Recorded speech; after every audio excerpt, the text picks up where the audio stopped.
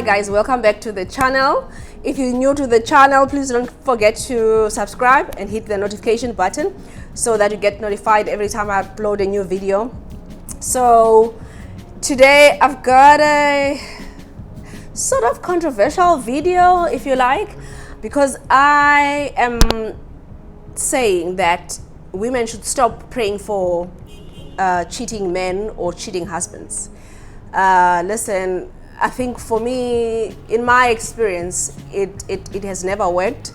In my marriage, it never worked. But to be honest, for me, when my ex-husband started cheating, I think it was the first time that I knew of it. I prayed like any other woman would. Like, I wanted God to come and help me with this because I didn't know what I had done wrong. And you obviously thinking that, you can fix it somehow, and you pray and you plead with God and all of these things. But I think the last straw for me, I don't even remember praying much, to be honest, for him. But I do remember praying for myself a lot because I wanted God to help me get rid of him. I wanted get rid of him from my system, from my mind. I just wanted this whole thing to be over. I wanted to live my life. I wanted to focus on raising my child, and I think I prayed more for myself and for my child, really, for us to be free, mentally, physically, and otherwise. I probably did pray once for my marriage, just like anyone else would. I did probably ask God to help us through this, because at first you're thinking maybe it's some devilish thing that is happening or whatever, and yeah, but I've realized that it had nothing to do with that. So I realized that a prayer of choice will never be answered. He chose to go out there and cheat. God doesn't roll out free will. He gives us a choice between life and death, and then he says you must choose life. But then it's up to you to choose death, right? So I've had people, that would be asking me, like, did you pray enough, or blah, blah, blah, blah? Did you fast? Did you get help from other women to pray with you? Telling me that I didn't pray enough, whatever that means.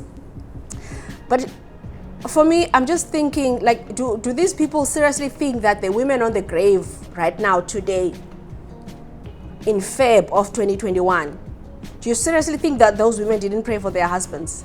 Do you seriously think that those women didn't plead with God to save their marriage, to save themselves from the embarrassment in their community? Do you really, really, really think that they didn't? She cried, she prayed, she pleaded with God, she fasted for days, she even got thin because she was praying for this marriage, and now she's dead. Regardless of all of that, we've all been given a choice. We've all been given a choice between life and death. It is up to you which path you're going to follow in this life. Totally up to you. In the church, well, in Christianity in general, if you're going through marital problems, the woman will be told to pray. The woman will be the one to carry the burden. The woman will be the one who is judged by patriarchal society for the failure of the marriage. The woman is the one who's called names. The woman is the one who is watched like a hawk. The woman is the one, she's the one they keep an eye on. Like, listen guys, you are going through the most, okay, in life, in your home. Your marriage is in shambles.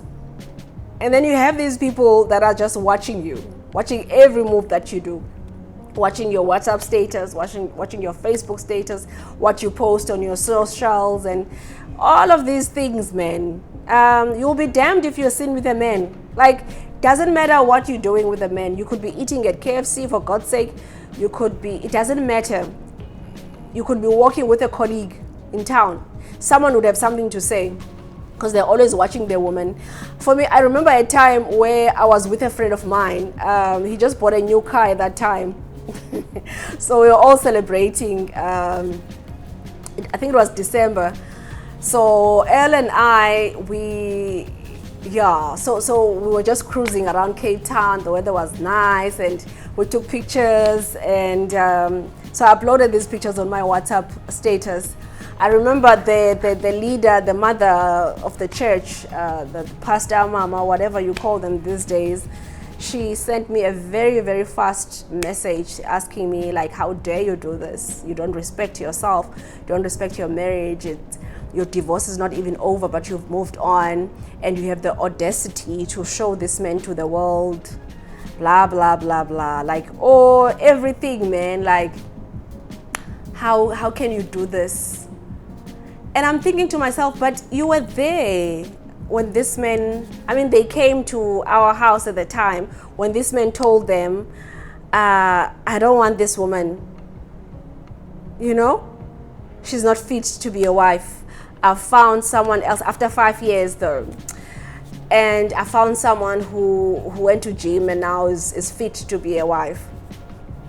And she can carry off where I left off, obviously. So I don't remember what I said because the thing is with me, I don't just answer anything. You would totally have a conversation by yourself and I'll be sitting there, or you'll be totally have a conversation by yourself on my WhatsApp. I will not answer you. Maybe I'll just answer the part that I feel that I need to answer, but like, I am not obliged to answer to anything, to anyone. The only person that I'm obliged to answer to is the man who created me. Is the same God that has been with me throughout my life, is the same God that is with me right now, is the same God that is going to take me to the places that I need to go to. So I really don't feel like I need to answer to things that people say or do or whatever the case is. But anyway, I think I said something to her that made her keep quiet. But I can't remember what it was, man. But it was nothing rude or anything like that. I probably said that I'm living my life and full stop. Yeah, I think it was something like that. But really, guys, the thing is, the burden is always with the woman. We are the ones who pray to God to change him. For some reason, we think that we have the power to ask God to change another human being. And I just think that we don't have that power. We obviously have the power to ask God to help us in our lives, to open up doors for us or whatever it is, to heal us. But I don't think that we have the power to ask him to do anything to another human, because these are his people. These are his children as well. We can change situations for sure, but when it comes to a choice of a cheating husband or man, I don't think that God gets involved in that, because it is a choice that a person makes, and he wants us to make choices. A cheating man can only change when he wants to. It's got nothing to do with what you do as a woman. That's what I want people to know. My dear, I'll be honest with you. You can do gymnastics in bed. You can do splits. You can be a porn star in bed. You can be the most beautiful woman. You can cook from here to Cairo. You can show him things, man, that he's never seen before. If he wants to cheat, he will still cheat. That's the truth of it. Have you ever asked yourself first if what you're praying for is actually a demon? Like, because I believe that most people, besides praying for the things that you want, most people pray because they're thinking that there's a demon somewhere that is like, that is what do you call this now? There's a demon, man. The man has a demon or whatever the case is, or bewitched or whatever the case is. Have you ever asked yourself if you're praying for a demon or you're actually praying for a choice that someone made? Before you become bitter and say God doesn't answer your prayers, like, I just think that we need to sit down and ask ourselves, am I praying for an actual demon? Or am I praying for the fact that this guy made a decision to do this? And now I feel like I'm responsible to change him. Or now I feel like I'm responsible for the choices that he made. Because none of us are responsible for the choices other people make. At all. Many will cry and say, I've been in this marriage for 5, 10, 20 years. This person has been cheating on me on and off. I've forgiven him. I don't know how many times. He's made 5 women pregnant, 10 women pregnant while I'm in this marriage. And God is not answering me. Why not sit back and relax and ask yourself why this particular prayer is not answered? Why is my prayer not being answered? Because you'll cheat and you'll forgive, and then you'll cheat again, and then you'll forgive again. It's not worth it. It's just not worth it. I mean, it's our nature as women to want to fix things. We are nurturers by design. We are fixers. We don't want to leave things unresolved. We love to resolve things. We always trying to make things work. We are helpers and all of these nice things. But do you really think that this is something that you can fix? I mean, guys, take for example a friend who decides to do drugs for whatever reason.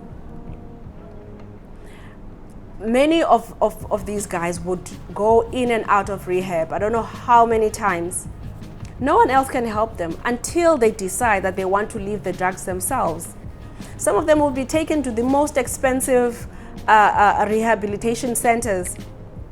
They'll come back, they'll do their drugs again. There are some things in life that only the human going through them can say, I want to change, and then they start to change. Otherwise, they just go around and round and round in circles with the same problems, with the same issues, you know, and it doesn't get resolved at all. The only person who can stop him from cheating is himself. It starts with the individual. That's what I'm trying to say. I know some women will say it's a mistake, blah, blah, blah. He cheated by mistake. I forgave him, give people a second chance and whatever. It's fine. My sister, a mistake is only done once, not twice. When it's repeated, it's a choice, bro. Many who have never ever walked this path, the marriage path that is, will say for a marriage to fail, it takes 2 to tango. What was your role as a woman for the marriage to fail? Listen, this statement has killed so many women today because they stay thinking that I need to fix my side of things. Like when you did nothing on your side. You need to do whatever it takes on your part to make it work.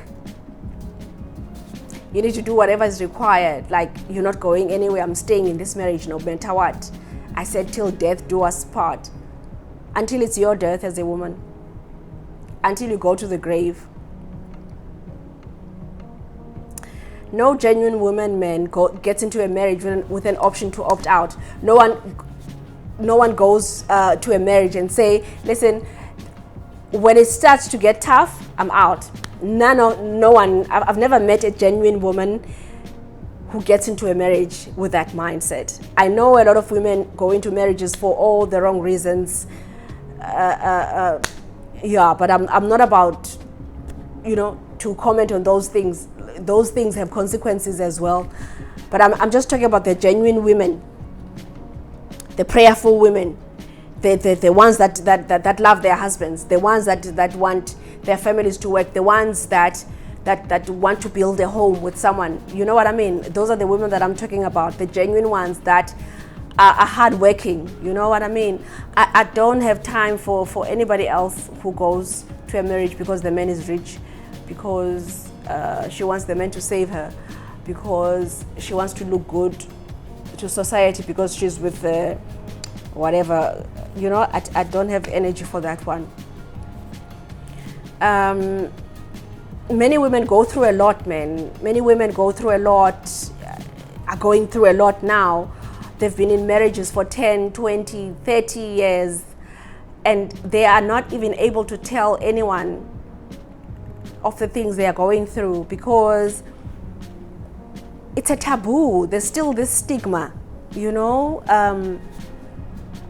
You can't dare tell anyone about your real life because you know that people will judge you. You know that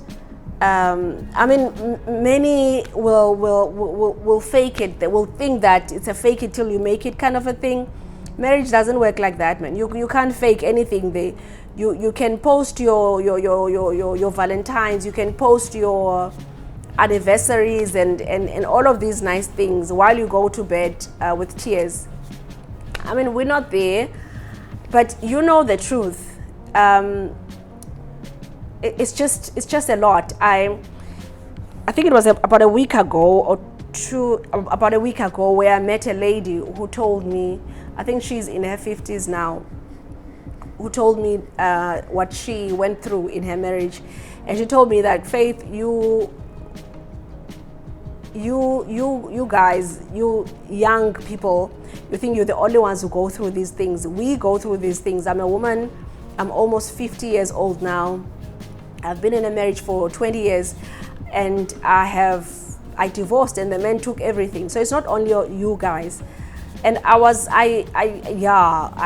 couldn't hold my tears. I was just like, oh my God. At 50, you lose your house, you lose everything that you've worked hard for. Yeah, it was tough. But she's strong. She's building a business right now. She has a good heart. She has a heart for orphans, you know. Yeah, so I'm just we're trying to work on something like that right now. So for me, I was just like, oh my God. So it's not only us. It's not, there are women out there who are almost 50 years, who are almost 60 years old, who are going through the same things. Unfortunately, guys, some women realize it when it's too late that they need to get out. Because as women, we have a lot to lose. We have a lot to lose. We have so much to lose. We in terms of age, in terms of resources, in terms of time, because you are thinking that I've invested the best years of my life into this thing. Like, if I leave, like, where am I gonna go? And all of these things. For men, I promise you, for men, it's easy to get help because the guys help each other. A man will move into his friend's place with a suitcase, it's fine. For us, you'll be lucky if you're a woman and you find a friend who says, come in, who welcomes you to their house with your kids when you're going through a divorce or when you've been chased out of your house. You'll be lucky. You should consider yourself blessed, because many friends will leave you. Many friends will disappear from your life. Many friends will distance themselves from you. Many friends will watch you from a distance because many of them are watching you. They are waiting for you to crack. They are waiting for you to crumble. For some reason, I don't know what it is with women. We all know the stories with women, okay? I'm not about to go there. We all know the issues that women have against each other. Many of them will come back when it seems like you're doing okay, when it seems like you've picked yourself up. They will come back and be like, oh, I'm proud of you, how strong you are, blah, blah, blah, and all of these things, only because you got up. They were expecting you to die, or they were expecting you to crumble and fall, or whatever the case is. Listen, many would not even help you. You could be in trouble. You need 100 rand. None of them would be able to do that, guys. I'm being honest. None of them will be able to do that. But a man is able to do that. A man is able to say, come to my house. I'll get you a job or whatever it is. Women will never do that. Yeah. it's a sad reality. It's a reality, but it's sad. Listen,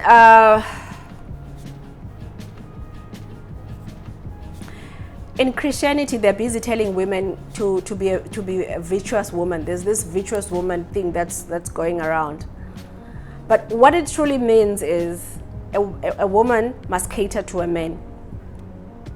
That's all it means. Finish and clear. For me, the virtuous man in the Bible, because he's with a virtuous woman, I'm assuming he's a virtuous man. That man, for me, is the laziest nigger ever. That guy is the laziest guy, because the woman, she makes the clothes for him. She irons for him. She chooses the clothes he needs to wear on a daily basis. She's the one who looks after the workers in the homestead. It's her responsibility to do everything from A to Z. The man is not mentioned in any of the works that need to be done. Unfortunately, this is the story of many genuine women. That's what they are all about. They cater to the man. Whatever the man needs. That's what they do.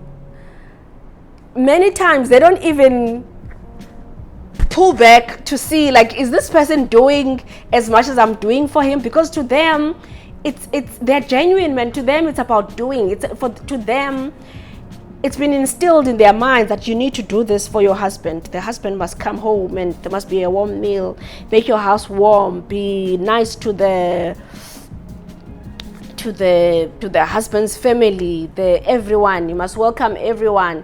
Take care of his kids if he has kids outside your marriage. Be good, be good, be good.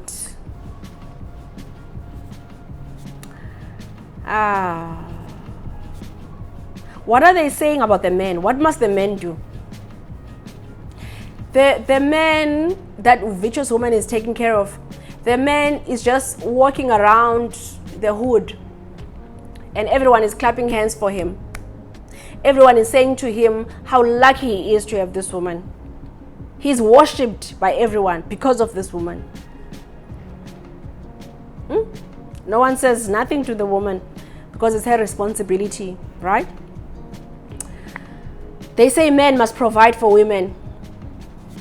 Do these men know what they need to provide for women? Has anyone ever asked themselves, do these men know what it means to provide for a woman? What it really means? They also say that a man must love his wife as God loved the church. Do these men know God? Do they really know God? Because just because you go to church or you follow people to church every Sunday, Wednesday, or whenever people go to church these days, just because you go there doesn't mean that you know God. Doesn't mean that God knows you either. So if you're telling men to love women as God loves the church, and men don't know who God is, and men don't know how God loves the church, how are they going to do that? How are they going to be able to love their women as God loves the church?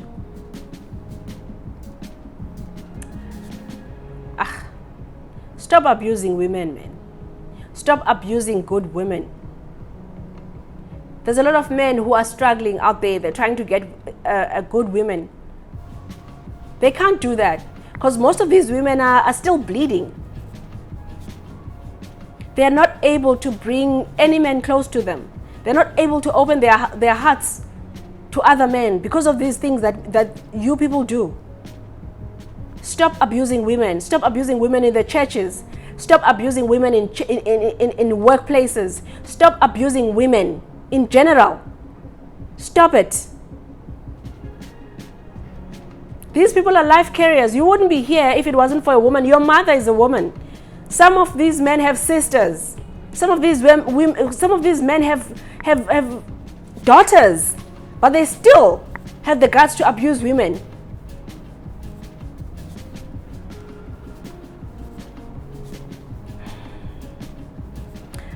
Nothing was right in this world, man, until a woman came. Otherwise, God would not have created a woman. I'm not going to argue with you about what Eve did to Adam.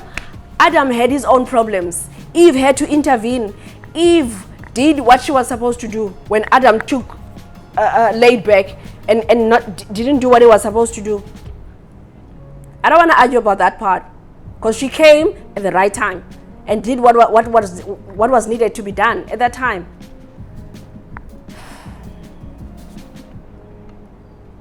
Nothing in this world will ever be right until women from all over the world take their rightful place. The world will be a pile of nothing, will be a mess until women take their rightful places in this world. For long life, love, and peace, please don't forget to subscribe and click that notification button. Till we meet again, bye.